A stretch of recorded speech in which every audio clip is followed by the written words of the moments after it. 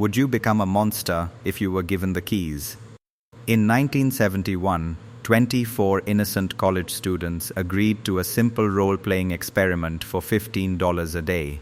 They thought it was an easy way to earn some extra cash during the summer at Stanford University. They didn't know that within 48 hours, they would be screaming, weeping, and committing acts of psychological warfare. This wasn't a game. This was the moment the world realized how quickly a good person can turn into something truly evil.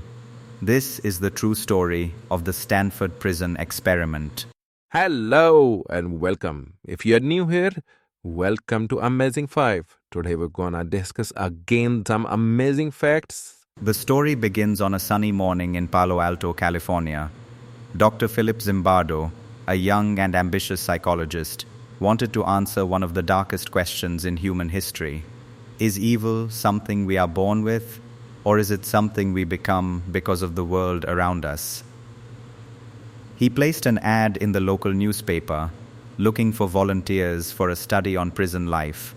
Out of 75 applicants, Zimbardo chose 24 young men.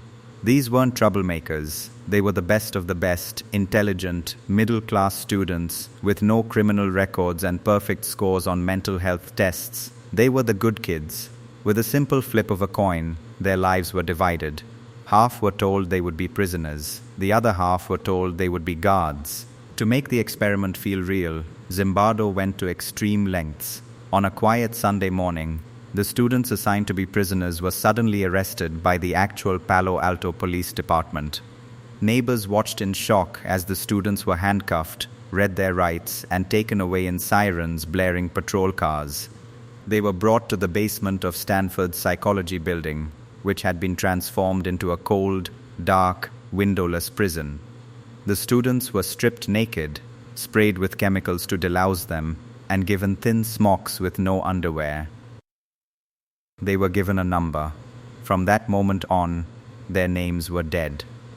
They were only numbers. To remind them that they were no longer free, a heavy chain was bolted around their right ankles.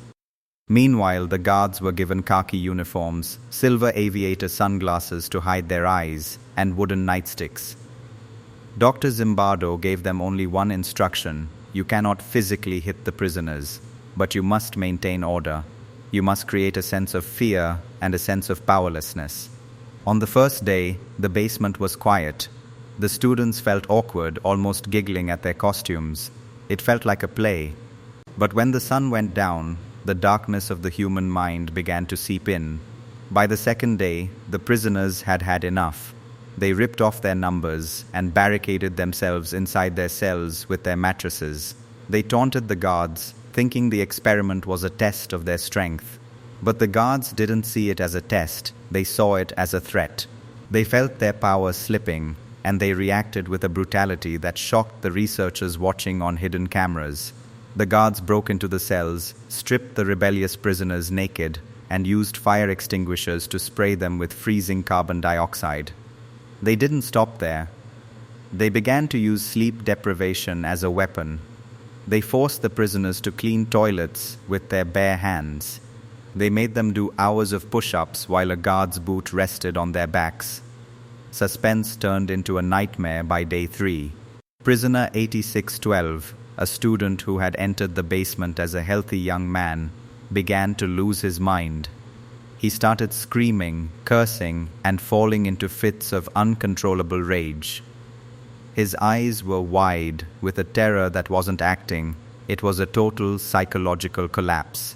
Dr. Zimbardo, who had become so obsessed with his prison that he was acting more like a warden than a scientist, initially refused to let him go. He thought the boy was faking it to escape. Eventually, the boy's mental state became so dangerous that they had to release him. The guards, now fully consumed by their roles, became more creative in their cruelty. They created a privileged cell for those who didn't rebel, turning the students against each other. The prisoners began to act like zombies, following every order, no longer seeing themselves as humans, but as the numbers on their chests. The experiment was supposed to last 2 weeks. It didn't make it to day 7. On the sixth day, a fellow researcher named Christina Maslach visited the basement. She saw the students hooded, shuffled along in chains, and being barked at by guards who looked like they enjoyed the suffering. She looked at Zimbardo and said, "What you are doing to these boys is a horror." Her words snapped Zimbardo back to reality. He realized that even he had been corrupted by the power of the situation. In just 6 days, a group of normal, good boys had turned into sadistic monsters and broken victims. The Stanford Prison Experiment remains one of the most controversial studies in history. It showed us a terrifying truth. Our character isn't as strong as we think. Given the right uniform, a little power, and a dark room, almost anyone can become the villain in someone else's story. The basement is empty now, but the lesson remains. The line between good and evil runs right through the center of every human heart.